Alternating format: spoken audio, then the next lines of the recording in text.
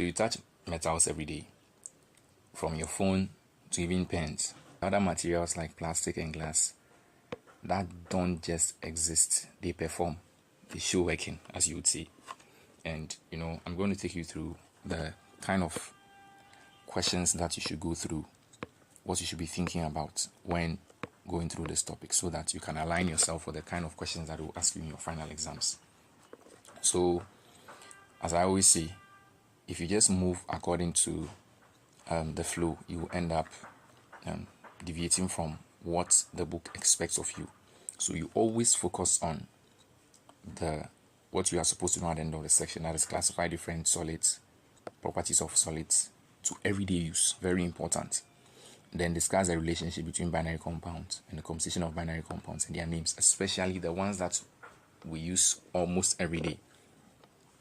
So if you are taking this class, I expect that you should have known the first 20 elements right from your SHS, and also you should be able to classify all of them. If you don't know, you have the opportunity.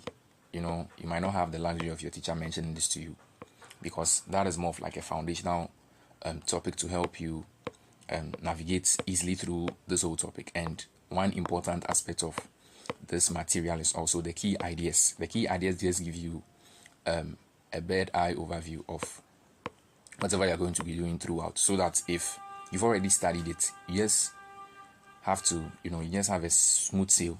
But if you realize that you don't know much, you have to give more attention and focus. Okay, so from page 2 to page 5, the section explores solids and materials, metals and non-metals, and then semi-metals, and how their properties determine their uses. Okay, so let's keep going. So you've seen the first activity. I've always said that work through the activities. Now, this periodic table you are seeing here is the periodic table for all the elements. And if you're in a senior high school, all you need is the first 20 and other common elements that we find.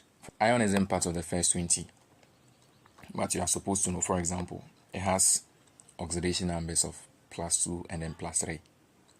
Copper, for example, has oxidation number of +1 and +2. Copper is used in the electrical wiring.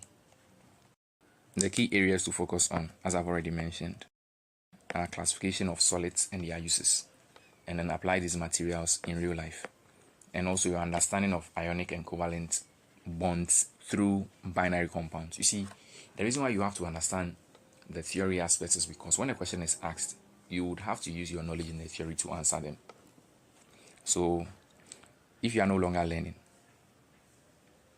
just to define metals,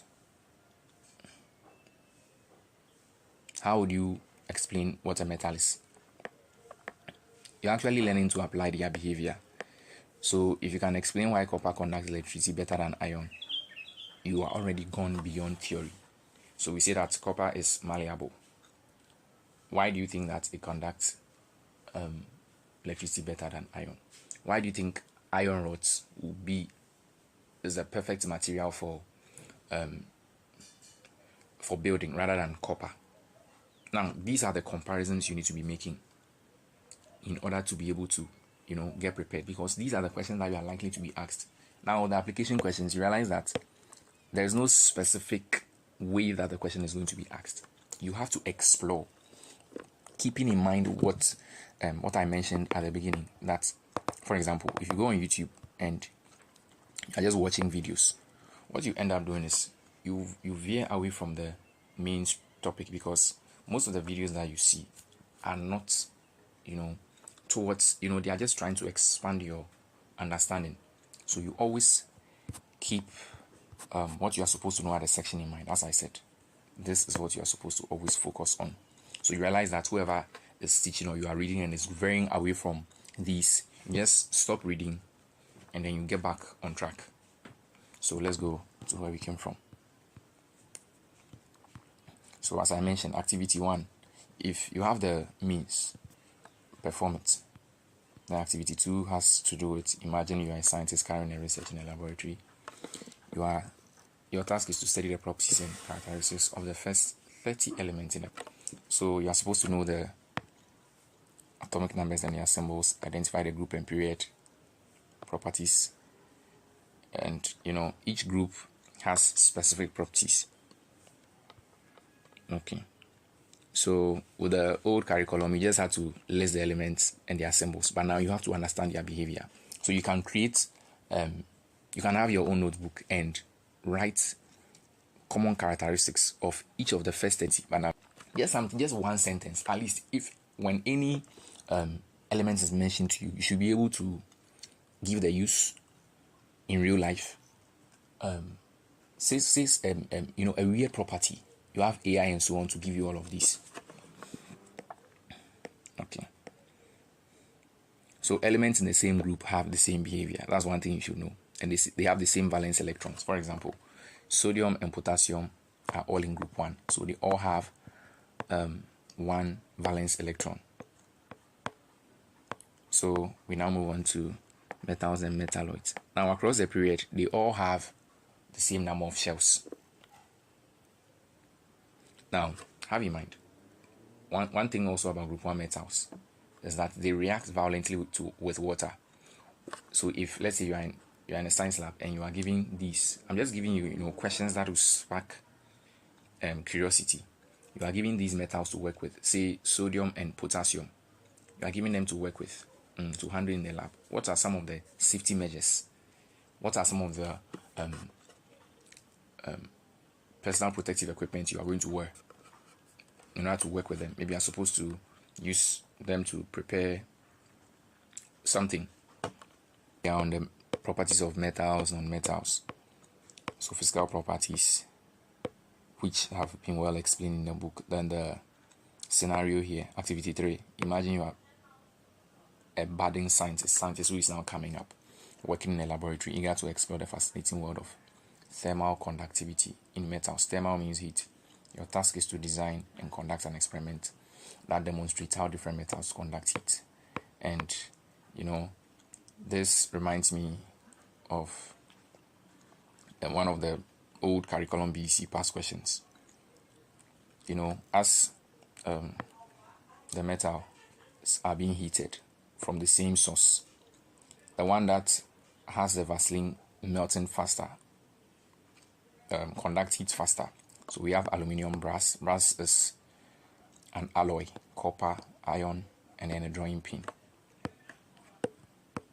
Alright, so you are going to record. All of these have to actually be practiced in real life. Now we have some phones that overheat and some that don't overheat. So right now I'm talking to those who have phones that do not overheat. So why do you think that your phone does not overheat? Even though there are a lot of processes going on, you have your data on, you can play music and everything, your phone is actually not supposed to overheat. So why do you think it doesn't overheat? Now I can tell you that the reason why it doesn't overheat is because it has a metal case, and metals give off heat faster. And this is the main reason why you might have, let's say, your book, and then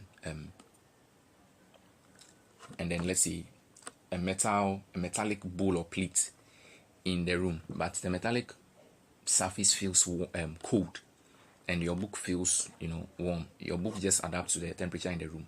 The reason is because metals give off heat faster. So the reason why you are touching it and you are feeling the coolness is because it is giving off a lot of heat. It is giving away a lot of heat. So that's also to tell you that if you have a substance that is hot and you want to take it in very fast, just put it in a metallic container and it will give off the heat faster than your plastic cup. So activity 3 shows thermal conductivity. Activity 4 shows malleability.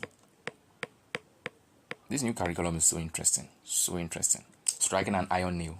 If you've ever tried to strike an iron nail before, if you're not very experienced, you realize that the nail might be deformed. You would have to adjust it for it to become straight again and keep hitting. The next activity, which is activity 5, explores lustre.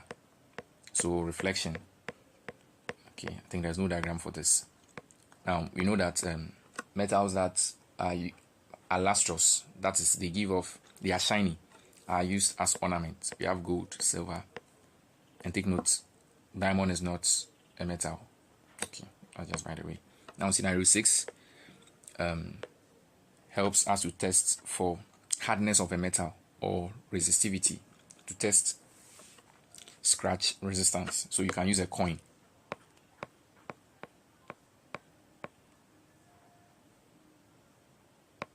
Okay, let's move. We are on the chemical properties of metals now. Now these are properties that are not obvious to the eye. So activity 7, we are looking at metals reacting with acids. Corrosion is wearing away of any metal. Then rusting is corrosion of iron. Let's take note of that. I'm just giving you a broad overview while I spark your curiosity. So every time you see a rusty nail, that's chemistry at work. It tells you that oxygen and moisture teamed up to attack the iron. Yes. So, I'm always telling you the story behind what you are reading. So we have another activity here, activity 8. Activity 8 looks at condition for rusting. So both air and water are needed for rusting. I said rusting occurs in, rusting is corrosion of iron. So what you see, for example, when you see a nail, you see an iron rod. We don't say it's corroding, it's rusting because it's iron. Now, rusting is actually that brown covering you see on the iron. It's called rust, so rusting. But for other metals, they corrode, they wear away. They lose their quality. So we have an experiment here. You can tap on a link in your PDF and then observe it. So this is also a very important formula you're supposed to keep in mind. If you understand what you are doing, I don't think it's a headache to pick this in mind and then make sure it's balanced. So scrolling down, you have the conditions that are necessary for rusting, mainly water, which is moisture, and then oxygen. So think of this question. If you were designing a bridge near the sea, what coating would you use and why? So you see, a question like this requires beyond what you have read in this book.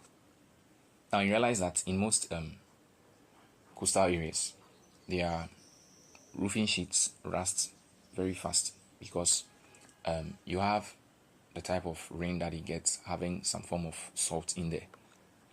So you now have to go beyond the borders of this book and research as to the best type of roofing sheets to use, the best type of materials to use for building, the best type of paint to use, because salt has an impact on the if it has an impact on the roofing sheets, definitely you have an impact on the building materials. So now the science you study is so interesting, very interesting. So non-metals. Now for the non-metals, their physical properties are just the opposite of what's happening with the metals. Yes, and the chemical properties of these non-metals as well. So this way it gets more interesting. So use of non-metals in daily life. So we have nitrogen here, sulfur, chlorine, and you have all of them. Then semi-metals, they are called metalloids. They play a very important role in our lives. They are used in electronics, your smartphone, your tablet, solar panel. They have intermediate conductivity, and when you do basic electronics, you understand them better. We have examples of them over here. We have boron, silicon, germanium, arsenic, antimony, and tellurium. Now, the most common one that I know is the silicon. Yes. And, they have very amazing physical properties for each of them. They are so special that you cannot generalize them. Now, differences between metals and non-metals. Yes, this is very basic. You don't even need to be told if you understand what you've been doing so far. So, difference between metals and non-metals, difference between semi-metals. You should just be able to grant these answers. So, this is a conclusion to activity 1. Activity 3, 4, 5, what you observe in your conclusion. So, in all that we've said, let's come back to the conductivity, magnetism, lustrous, density, and so on. Now, when back to the metals, when we are categorizing and talking about conductivity, we put almost all metals there, but the metal that we use in real life mostly for electrical wiring is copper, and in other cases, not just home wiring, we have aluminium, then magnetism, iron, and then cobalt. They are used in electrical motors. Lustrous, so for lustrous or luster in jewelry we use silver. Then density, we want to get a vehicle to have a certain weight. For those who manufacture vehicles, they use lead. And then high melting point, for example, in the filament bulbs, the filament in the bulbs, they use tungsten. Now think of this as well. If metals with high melting points are used in engines, what will happen? What will happen when what will happen to cars? Not just something to make you think. Okay, so I have some follow-up questions for you. Why do you think heavy metals are used in car wheels and light metals are used in aircraft? It's very simple. Anytime I ask a question and you think you have the answer, just comment in the comment section. What property makes aluminium ideal for making cooking pots? Yes, if you were following, these should be very easy questions for you to answer. Okay. Now, certain non-metals like polymers, crystalline, and fibrous solids like the PVC pipe. That's what water flows through to our homes. Now, they have high resistance to chemicals. So they just pass through the ground and, with all the pressure that they experience, they are still, okay. Now, for the acrylic lenses that we use in the spectacles, they are actually used because of their transparency. You can see through them. Then aerospace. In aerospace, we use a non-metal called polymides. Let me spell it for you.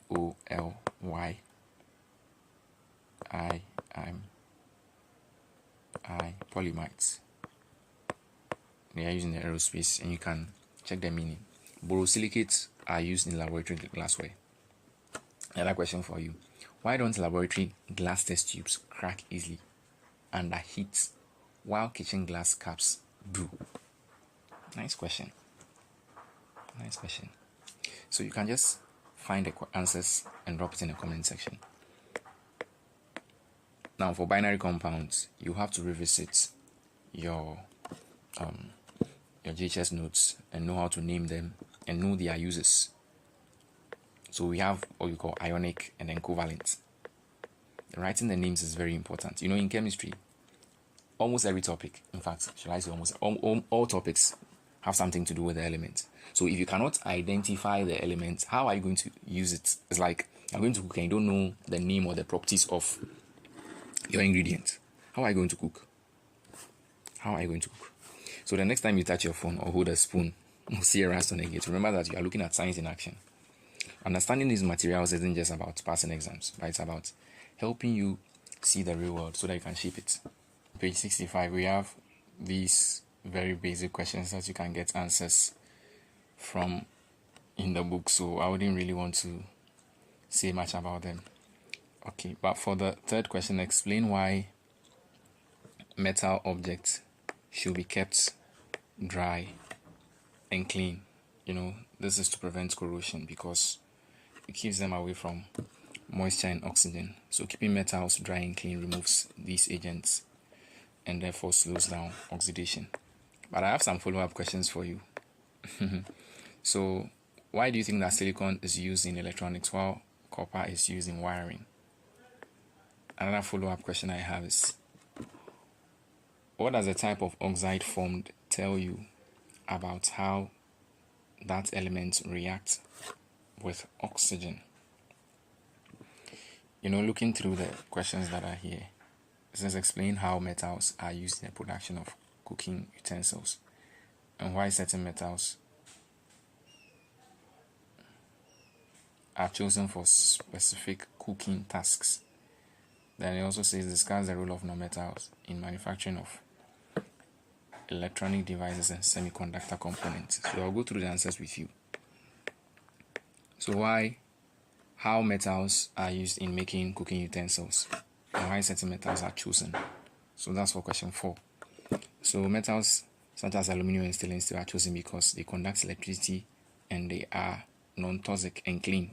You know you're going to take the food in, so it has to be non-toxic.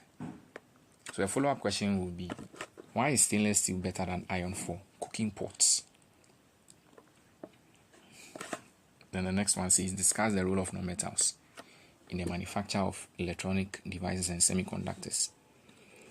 So when we say non-metal, an example of non-metal is silicon and germanium.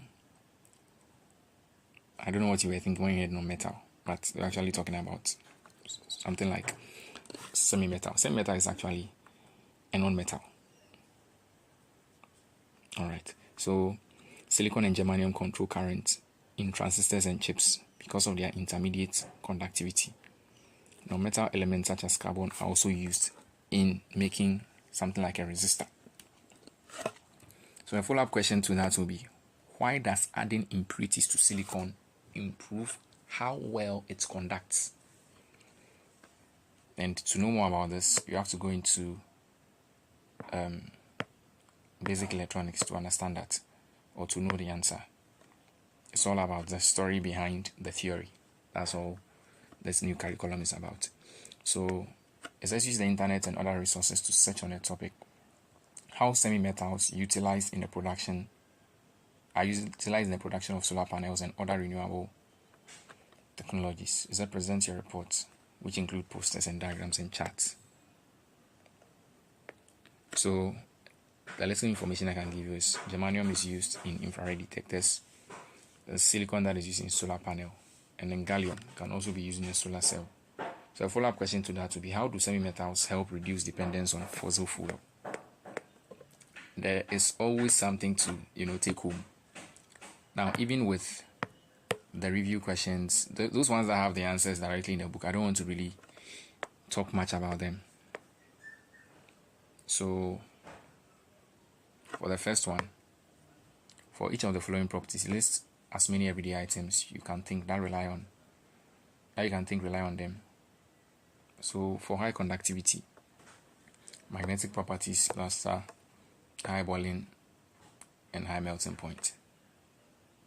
So the second one is, why is it important for metallic cookware to be designed, including materials that are good for conductors and also materials that are good for insulators.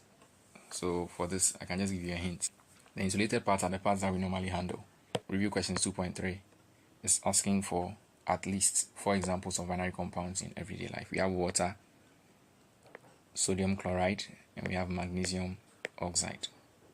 A follow-up question could be, which of these compounds do you interact with in most of the day? In what form? Is it solid, liquid, or gas? Alright, so describe how magnesium oxide is formed. So what you are expected to do here is to write a chemical equation, and also you can talk about the type of bond between magnesium and oxygen. So to just help you, you have Mg plus O2. Why? Because oxygen is a molecule. So you're going to end up with MgO. Why? Because magnesium has a valency of 2, so it cancels out. Now this is not balanced. To balance this, you put 2 in front of the MgO and put 2 in front of the magnesium. So this is balanced. 2 atoms of magnesium and 2 atoms of oxygen on the left. The same is happening on the right as well. And the question 3, explain the role of electron transfer in forming binary compounds. You did this in the junior high school. You just have to review your notes. So a follow-up question will be, why can ionic compounds like salt conduct electricity in water, but not when solid? Very nice question. Just take your time and research.